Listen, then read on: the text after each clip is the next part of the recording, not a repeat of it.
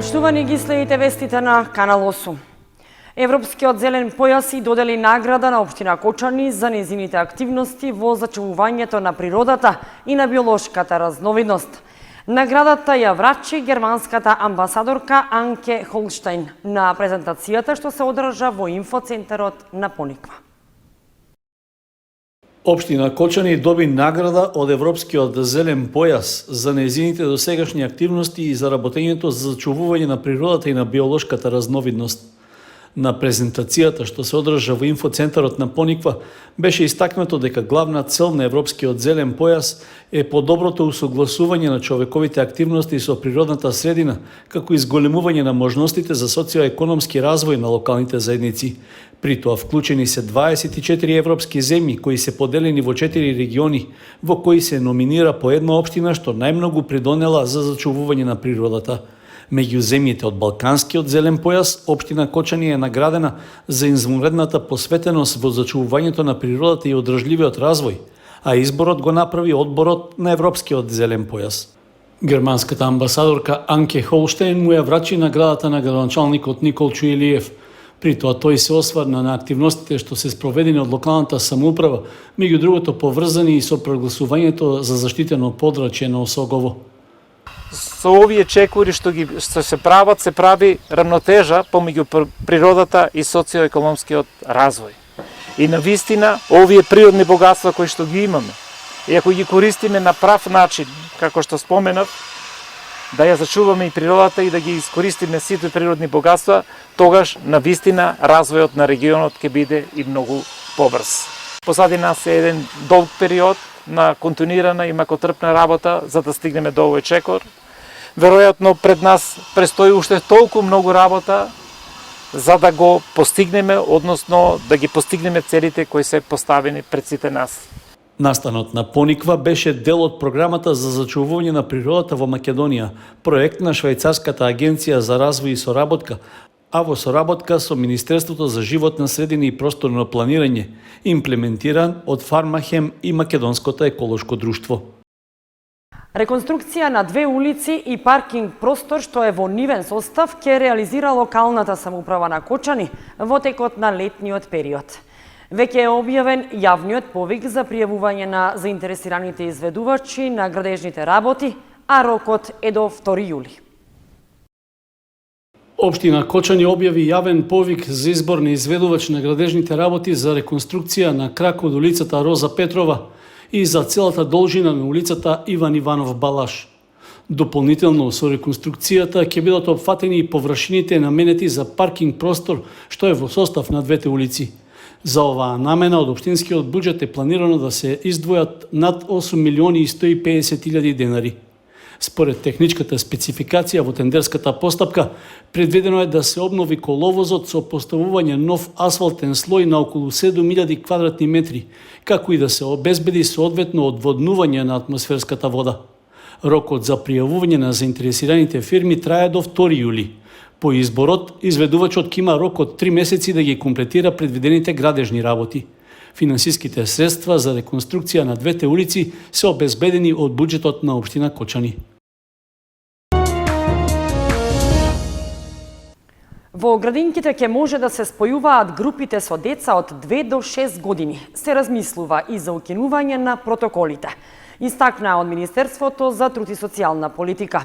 Од Кочанската градинка, како и до сега, ќе постапуваат согласно известувањата и протоколите дадени од ресорното министерство. Состојбата со COVID-19 е стабилна во градинките. Во сите градинки во државата има само еден заболен вработен и ниту едно заразено дете во изминатиот период, велат од Министерството за труд и социјална политика. Во комуникација со Комисијата за заразни болести се размислува за целосно отворање на групите и укинување на протоколите. Министерката Шахпаска не прецизира кога би се случило тоа, бидејќи, како што рече, зависи од епидемиолошката состојба. Заедно со Министерството за здравство, Комисијата за заразни болести, ја проширивме бројката во протоколот наместо 15-20 деца. предпазливо одиме во целиот овој процес, затоа што се работи за најмладите и ќе правиме проценка во од кога би ги отвориле комплетно групите како што беа во изминатиот период. Она за кое последно направивме измена во делот на протоколите за време на годишните одмори, да можат децата од различни групи од 2 до 6 години да се групираат во иста група, за да можат и вработените во градинките да го користат годишниот одмор. Меѓутоа одиме предпазливо и согласно епидемиолошката состојба и секако стручните компетентни лица во Комисијата за заразни болести, комплетно ќе ги отвориме протоколите. Директорката на Кочанската градинка Едита Миткова истакна дека ќе ги следат насоките од Министерството за труд и социјална политика и ќе постапуваат согласно дадените протоколи и мерки за заштита на децата и наставниот кадар. Пред 2 недели, паралелно со олабавувањето на мерките во целата држава, се олабавија и мерките во Кочанската градинка во однос на примањето и земањето на деца, што представува големо олеснување на родителите и на децата.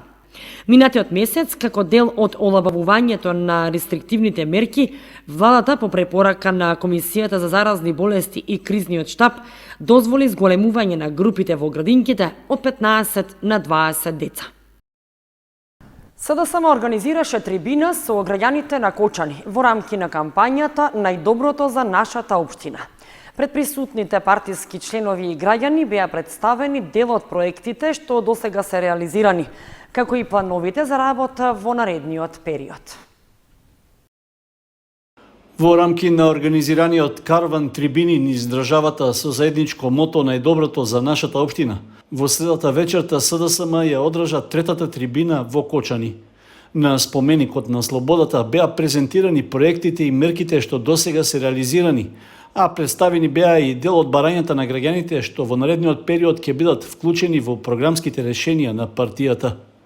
На трибината во Кочани присуствуваа и подпредседателката на СДСМ Мила Царовска, пратеничката Марија Ангелова, членот на извршниот одбор на СДСМ Никица Бачовски и градоначалникот на Кочани Никол Чуилиев, кои им се обратија на присутните.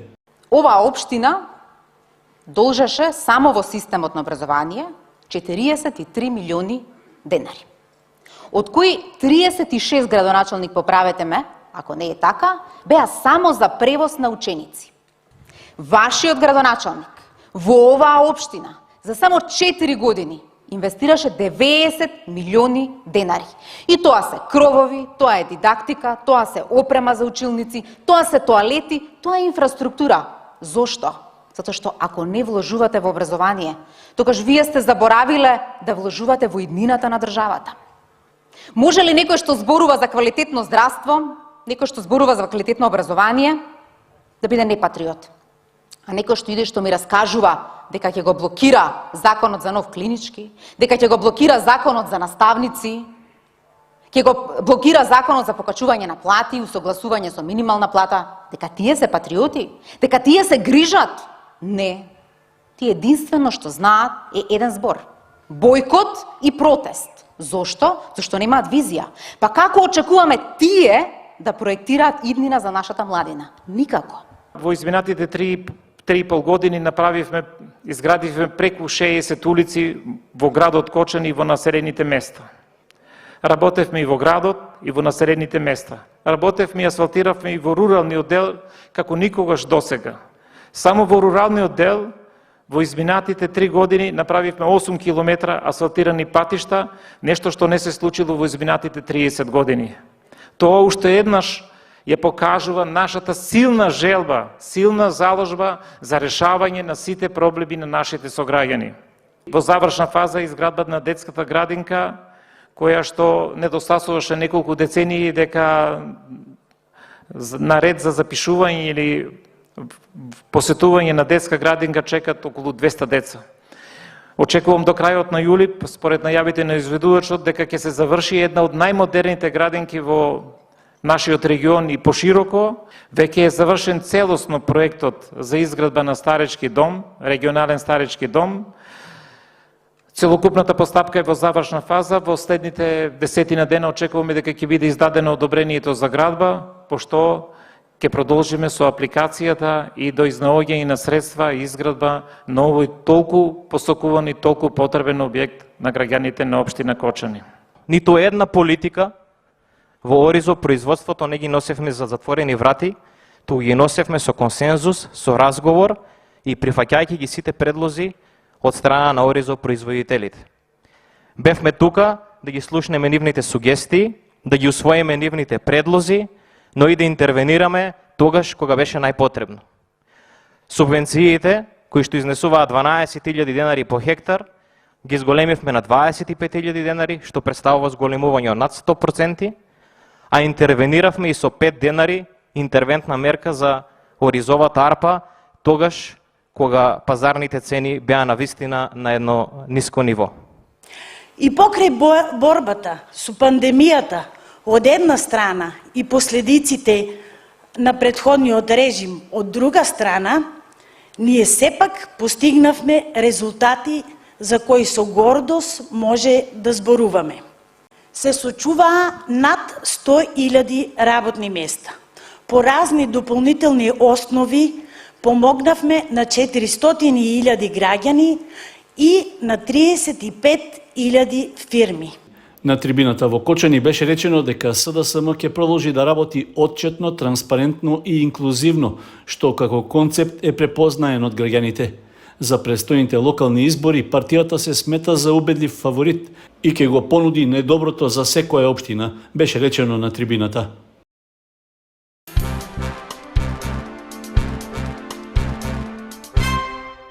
По подолг временски период, компанијата Руен Инокс Автомобиле од Кочани ја обнови хуманата традиција на поранешното предпријатие Руен и организираше крводарителска акција за вработените во компанијата. Собрани се 27 единици крв. 27 вработени во компанијата Руен Инокс Автомобиле даруваа крв и ја покажаа својата хуманост.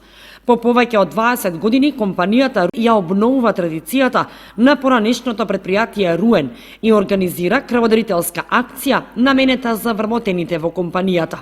Да помогнеме да спасиме некој живот, пошто Руен Инокс Автомобил е фабрика во која имаме висок ризик на работа, имаме неколку повреди, како што трансфузиологија и луѓето кои даруваат крв ни се имат помогнато во некои ситуации. Исто сакаме да им се одолжиме и сакаме оваа крводарителска акција да стане традиционална.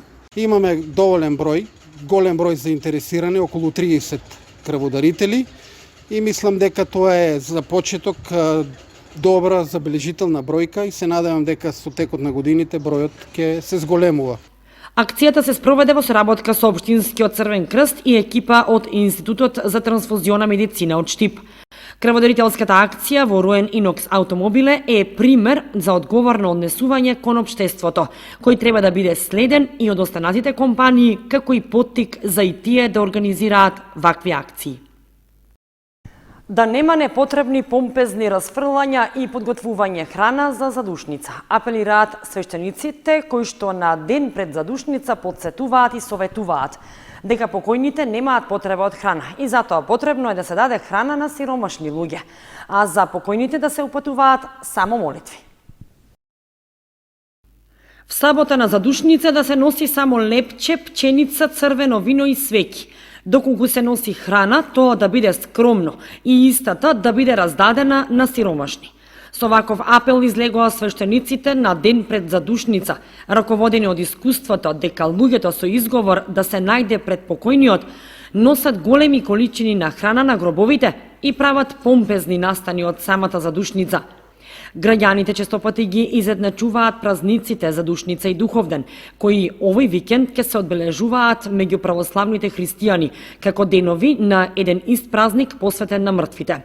Петокот пред задушница е прогласен за неработен ден од 2007 година, како ден пред задушница со цел граѓаните да може да се подготват за предстојниот ден. Задушница секојаш се паѓа во сабота и тој ден е посветен на споменот на починатите. Празникот Духовден, кој е еден од 12 најголеми христијански празници, наречен уште и Педесетница, е еден од најрадосните и најсветли празници во православието, во кој се слави слегувањето на Светиот Дух врз апостолите на 50-тиот ден од Христовото воскресение.